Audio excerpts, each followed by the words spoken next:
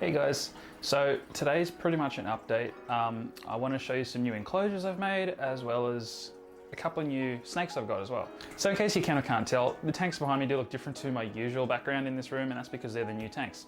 So I made 3 of them. They're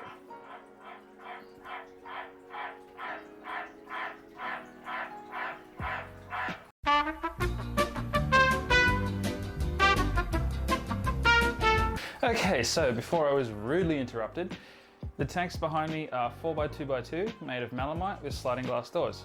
I've made 3 of them for obviously 3 of my pythons, which I felt needed an upgrade.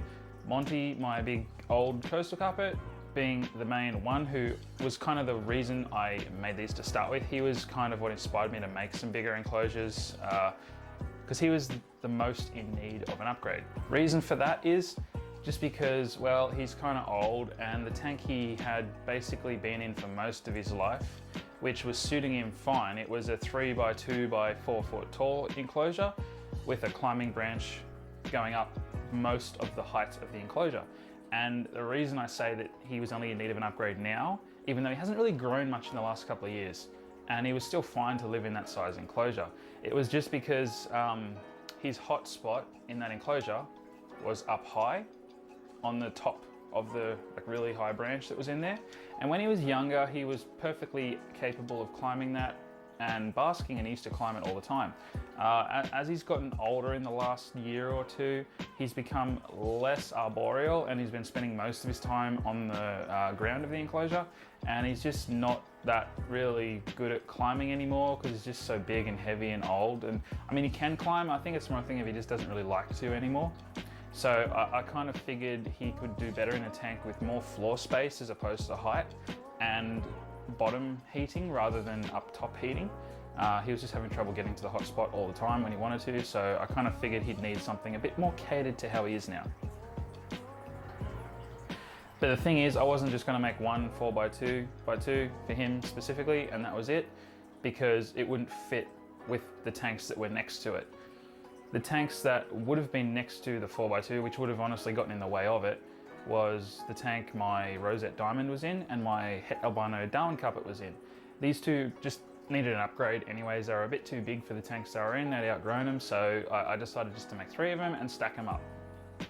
So to give you the quick rundown on the layout of these, they're all pretty similar to each other. The bottom one, as you can see, is Monty's enclosure. Got sliding glass doors here, which I just cut myself. Got his big water bowl. Got this nice big branch for him, so because he still does occasionally climb, just not like a lot, so I got him just this one branch he'll very rarely sit on, to be honest, but it's there if he wants it. And of course the side of the enclosure that he's on at the moment is his warm spot. So I'm basically, with all these enclosures, I'm just using a heat cable kind of zigzagging along the bottom left corner of the enclosure, and the heat cable takes up about a quarter of the whole bottom, so there is a good temperature gradient there. The hot spot in all these enclosures is around 28 to 30 degrees. It seems to fluctuate from. The cool spot at the moment, because it is kind of cold here at the moment, the coolest side of the enclosure gets to around 24 degrees. So yeah, all these are hooked up to a thermostat as well, so no issues with like temperature overheating or anything like that. But yeah, that's pretty much his enclosure. And you know, he's a good boy, very placid. Yeah. All right, we'll move up to the next one. So this is the middle enclosure, and this has got my Het Albino Darwin Carpet in it. Very similar setup. So I'll open it up again, have a look-see. See, he's just chilling on his branches there. So for Monty's enclosure and for this Darwin carpets, I'm using LED bulbs. Pretty much they don't need UVB, so yeah, just LEDs. As you can see, these do not get hot. I can leave my hand on there. It's barely even warm. I actually did use the thermo gun on these just to check exactly how hot they got. And these lights to the touch only get about 23 degrees. So yeah, it's basically like lukewarm sort of temperature, so it's not going to burn them or anything. That's one of the main issues with these melamine enclosures when you have to have the lights built inside the enclosure, is if you use the wrong type of lighting or you don't protect it with a light cage, it can burn the snakes, because pythons aren't very quick to react to things that are hot that are touching them, and they tend to get burnt. So just be careful of that if you end up making something like this. So with this enclosure, unlike Monty's one, which just had one big branch kind of sitting in there because it just fits perfectly and doesn't really move, this one I've actually built the branches in, same as the next one I'm going to show you. They're actually firmly drilled in. So yeah, they're not going to move. And yeah, I've got a little hide box there, and this is also the hot spot in this enclosure. If I pull this back, you can see I've got like heat cable right there, and yeah, water bowls on the opposite side. Again, I do have these hooked up to a thermostat, so they don't overheat or anything. And these aren't 100% finished. I still would like to add a little bit more like stuff into this enclosure. I do have to actually make more of these. I want to maybe add a second one of these at the other end, and possibly if I can get maybe like another branch kind of going across here in this corner or something, just there's a bit more climbing area. But that's kind of the general idea of these. All right, we'll move up to the last one. Okay, so again, similar setup for my rosette diamond. Branches are fixed in. I wouldn't mind adding another branch or two in this too. I just kind of ran out of branches, to be honest, to cut to size for these. He's just chilling in his little hide box at the moment, keep him warm because it is kind of cold right now. And yeah, the one thing you'll notice I've done different with this one is the lighting is different. So diamonds do benefit from UVB light. Yeah, they just seem to kind of need it more than other snakes I've found. Carpets don't really need it. I've mentioned many times in my videos. It is a bit of a controversial thing with diamond pythons, like whether they do or don't need UVB. So many people say they do, and then there's just as many people saying it's not important. But it's hard to find like 100% proof as to whether they do or don't. There's just lots of people saying they do and lots of people saying they don't. I would just like to believe that they do because so many people seem to believe they do. There must be a reason. And look, if you can give it to them, just do it. It's going to benefit them regardless. Even if it turns out that they don't actually need it, having one's not going to hurt anything. So to be on the safe side, I always give diamonds UVB because from what I understand, more people seem to say they do need it than don't. So it's better just to play it safe and use one. And as you can see, I have used a light cage with this one because it's a T8 UVB bulb, and diamonds, can break them because this guy's quite strong. If he was to say, wrap around this or try and get between the bulb and the ballet, he might break the bulb and cut himself up on it, and he can actually burn himself because these do get a bit hot. So I just got this cage for it, so we can't touch it. Oh yeah, and one other little thing, the ventilation for all of these enclosures, that's this here. I got two of these. I got one there and one in the top corner at the back. These are honestly, yeah, they're sink strainers. You just get them from any like hardware shop or $2 shop.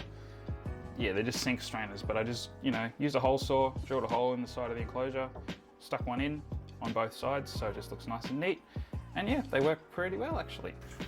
Like, funny story, I actually have enclosures that I bought many years ago when I was a kid, made by Reptile One, that have these exact same strainers set up in the exact same way for the ventilation in their enclosures as well. That's kind of where I got the idea from, because it's something that's just quite easy to replicate. So one other thing I would also advise doing if you do decide to make an enclosure out of melamine, melamine is only sealed on like this outside layer. This white outside layer is completely watertight, so the wood won't swell. But whenever you cut the wood and expose the, I guess, insides of the wood, the chipboard side of it, that can become waterlogged if it gets wet or if humidity gets in there, and it can swell your wood. So you need to seal these. So what I've done, I'll use that as this top corner as an example. I've gone along here with silicone to seal it, and you need to do that down all the edges of the enclosure. Otherwise, especially if you're keeping something that does like to have a bit of a humid environment, humidity will get in there and swell your wood. Same as just like, around the water bowl, if water gets spilt or splashed, same thing. So yeah, melamine enclosures, you do have to seal them, but other than that, they work really well for holding temperature and humidity.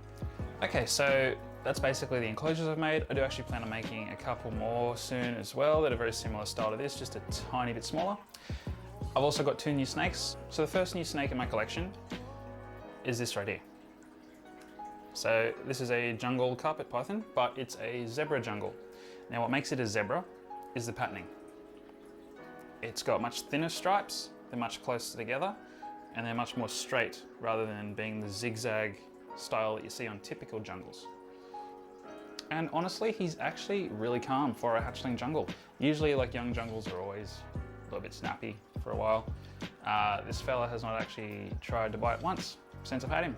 And I've had him for nearly a couple months now. Yeah, he's been doing great.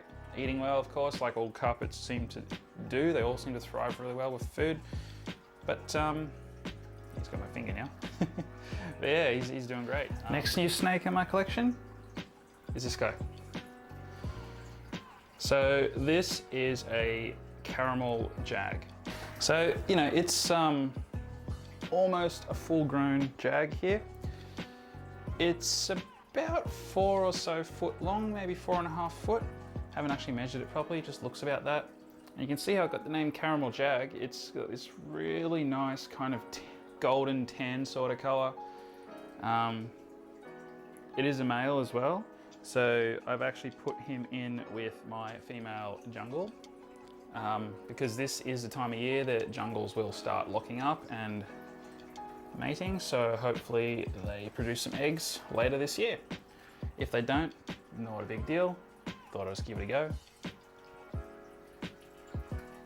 As you can see, he is really, really tame, which is again a surprise for a jag, because usually jags are known for being a little snappy. My younger bumblebee jag, still a bit snappy. He's tamed out as he's grown a bit, but he's still a little bit snappy if you get him on the wrong day or something. Well, that's basically it, guys. That's all that's new in the reptile room. If you've enjoyed this video, don't forget to leave a like. Instagram's in the description if you want to check that out as well. Don't forget to smash the notification bell so you know when I upload new videos. But until then, I'll see you in the next one. Bye-bye.